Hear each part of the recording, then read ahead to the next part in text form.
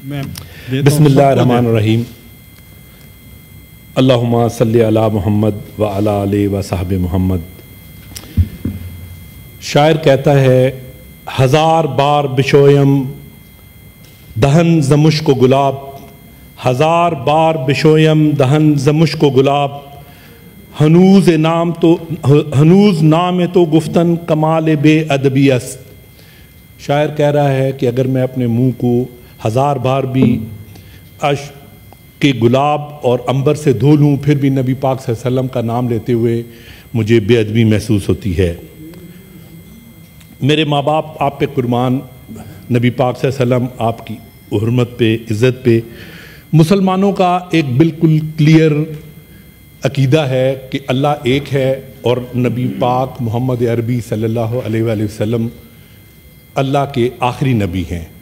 جس بھی کسی کا یہ عقیدے میں نبی پاک صلی اللہ علیہ وسلم کے آخری نبی ہونے میں فرق ہے، وہ اسلام کے دائرے سے خارج ہے۔ جناب چیئرمین،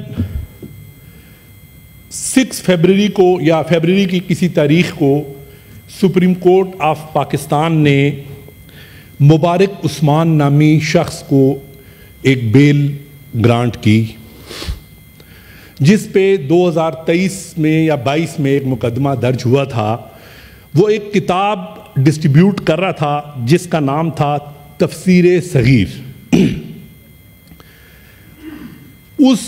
کتاب کو قرآن پاک کی تفسیر کو پرورٹ کر کے، اس کی تحریف کر کے بنایا گیا تھا اور اس کو ڈسٹریبیوٹ کر رہا تھا۔ سپریم کورٹ نے بیل آرڈر دیا اور اس کا جب تفصیلی فیصلہ جاری کیا تو تفصیلی فیصلہ جاری کرتے کرتے کچھ ایسے کلازز اور ایسی چیزیں اس میں لکھ ڈالیں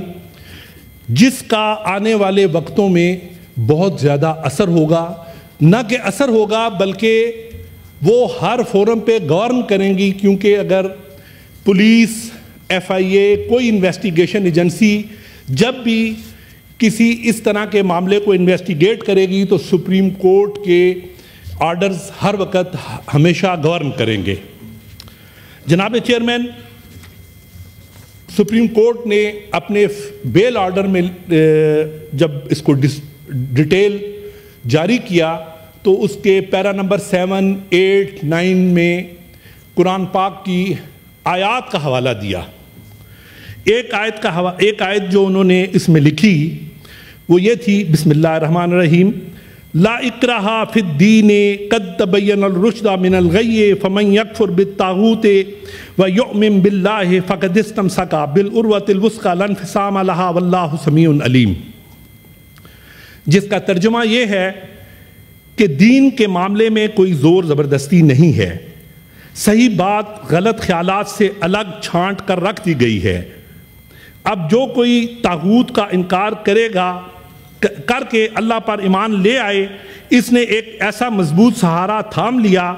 جو کبھی ٹوٹنے والا نہیں، اور اللہ جس کا سہارا اس نے لیا ہے سب کچھ سننے اور جاننے والا ہے۔ جناب چیئرمین، اس طرح انہوں نے ایک اور آیت بھی اس میں تحریر کی، اس کا میں صرف ترجمہ پڑھ دیتا ہوں کہ بے شک ہم نے یہ یاد دہانی نازل کی ہے اور بے شک ہم اس کی حفاظت کرنے والے ہیں۔ سپریم کورٹ نے یہ آیات پروڈیوس کر کے قادیانیت اور احمدیت کو اقلیتوں میں ڈالنے کی اور ان کے انڈر کور ڈالنے کی کوشش کی اور کہا کہ آئین میں اقلیتوں کے اپنے حقوق ہیں۔ جی جناب، ہندوازم ہو، کرسچینٹی ہو، سکھزم ہو، جودائزم ہو، ان کا اپنا مذہب ہے، وہ اسلام کے اندر پرورین نہیں کر رہے، وہ قرآن پاک کی اور احادیث کے ترجموں کو پرورٹ کر کے اپنے حق میں نہیں بنا رہے۔ ان کو ہم اقلیتوں کے حقوق آئین بھی دیتا ہے اور اسلام بھی دیتا ہے، لیکن جو نبی پاک صلی اللہ علیہ وسلم کی آخری نبی ہونے میں یا قرآن پاک کی اور احادیث کو پرورٹ کر کے ایسی دلیلیں لانے میں شامل ہوگا تو اس کو اقلیتوں کے حقوق نہیں دیے جا سکتے. اور سپریم کورٹ نے نہ صرف یہ آیات کو ریپروڈیوس کر کے ان کو اقلیتوں کے حقوق دیتے ہوئے اپنے مذہب کی نشر و اشاعت کی اور تعلیم و ترویج کی اجازت دے دی. یہ ایک بہت ہی خطرناک معاملہ ہے. اس سے ملک کے تمام فورمز پہ مختلف جگہوں میں ایک جھگڑا کھڑا ہوگا, لوگوں میں فساد برپا ہوگا اور مسلمانوں کے ایمان اور مذہب کے سینسٹیو ترین معاملے کو چھیڑا جائے گا. 1974 میں پارلیمنٹ نے ہی ان کو اسلام کے دائرے سے خارج کیا اور ان کی تعلیم و ترویج کو روکا.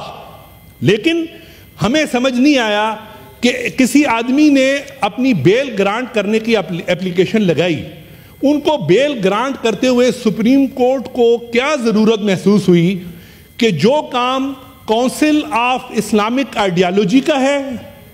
یا وہ کام پارلیمنٹ کا مقننہ کا ہے کہ اگر ہم نے احمدیت کو, مرزیت کو, ان کی تعلیم کی, تبلیغ کی, ترویج کی, نشر و اشاعت کی اجازت دینی ہے یا نہیں دینی. سپریم کورٹ نے اپنے ڈیٹیل فیصلے میں اس کو کیوں لکھا. میرا آنریبل سپریم کورٹ سے یہ استدعا ہے کیونکہ یہ کیس پنجاب گورنمنٹ نے اس میں ریویو پٹیشن فائل کی ہے اور سپریم کورٹ نے پھر یہ کیا کہ ریویو پٹیشن میں 10 مختلف اسلامی اداروں سے ریٹن کمنٹس مانگ لیے ہیں. جناب چیئرمین, آپ اس کو بخوبی اندازہ لگا سکتے ہیں کہ جب مختلف قسم کے اداروں سے ریٹن کمنٹس آئیں گے تو معمولی کچھ نہ کچھ ان میں ضرور فرق ہوگا. یہ ایک پنڈورا باکس کھولنے کے مترادف ہوگا. چونکہ یہ انتہائی حساس معاملہ ہے اور یہ ہمارے دین اور مذہب اور ایمان کا حصہ ہے, میری سپریم کورٹ سے درخواست ہے کہ یہ سپریم کورٹ کی کرسی پہ بیٹھ کے ججز یہ فیصلے نہیں کر سکتے. اس کے لیے پارلیمنٹ کا فورم موجود ہے, یہاں اس کی کمیٹیز موجود ہیں اور کونسل آف اسلامک آئیڈیالوجی موجود ہے, اور وہ علماء اکرام جو پوری زندگی جنہوں نے اسلام کو اور شریعت کو اور دین کو دی ہے وہ موجود ہیں. اس پہ بحث اور ڈسکشن ہوگی. اگر یہ 10 اداروں سے رائے مانگی ہے وہ بھی وہاں پہ بلائے جائیں تاکہ ایک لیول پہ بیٹھ کے کراس ٹاک ہو اور اس پہ ڈسکشن ہو کے اس کا فیصلہ ہو. تو خدا کے لیے اپنے ریویو پٹیشن میں وہ کلازز جو آپ نے مرزیت کو, احمدیت کو اقلیتوں کے حقوق دلوانے میں اور ان کی تبلیغ اور ترویج اور تعلیم کو کھلم کھلا کرنے میں اجازت سے ریلیٹ ہو رہی ہیں, کائنڈلی وہ کلازز اپنے ڈیٹیل فیصلے سے ختم کریں, کیونکہ سپریم کورٹ آف پاکستان کو یہ احساس ہونا چاہیے کہ یہ 24 کروڑ کا ملک ہے اور اس میں 95% یا مسلمز ہیں. اگر اس قسم کے فیصلوں سے کل کو فساد برپا ہو سکتے ہیں اور یہ ریفرنس کے طور پہ ہر جگہ کوٹ کیے جائیں گے, اور یہ جو بھی فیصلہ ہے یہ کونسل آف اسلامک آئیڈیالوجی اور پارلیمنٹ کو بھیجیں, اور ادھر جس کے پاس بھی اگر کوئی آرگومنٹ ہے وہ وہاں آرگومنٹ دے اور وہاں اس کا فیصلہ ہو, اور یہ اپنے ڈیٹیل فیصلے سے نکالیں تاکہ یہ جو فیصلہ اس وقت پڑھا جا رہا ہے اس فیصلے سے یہ تاثر ملتا ہے, بلکہ تاثر دیا گیا ہے کہ وہ کھلم کھلا قرآن پاک کی تفسیر میں, ترجمے میں, کسی چیز میں کوئی بھی چینجز لائیں, پرنٹ کریں اور اس کو ڈسٹریبیوٹ کریں, جو ہمارے ایمان کا اور ہمارے مذہب کا سے سخت متصادم ہے اور ہمارے لیے دکھ کی بات ہے. تھینک یو چیئرمین صاحب. یہ ایک چھوٹا سا ایک اور پوائنٹ آف آرڈر ہے کہ گلشن جناح میں مارچ میں یہ ہاؤسنگ منسٹریز والوں نے وہ دیے ہیں نوٹسز, اور لوگوں کو کوئی الٹرنیٹ ان کی جگہ نہیں ہے, ان کے بچوں کے سکول ہیں, چیزیں ہیں, ہاؤسنگ منسٹری سے یہ گلشن جناح میں جو نوٹسز سرو کیے ہیں جو آفیسرز وہاں رہ رہے ہیں ان کی رپورٹ بھی مانگ لی جائے. Thank you.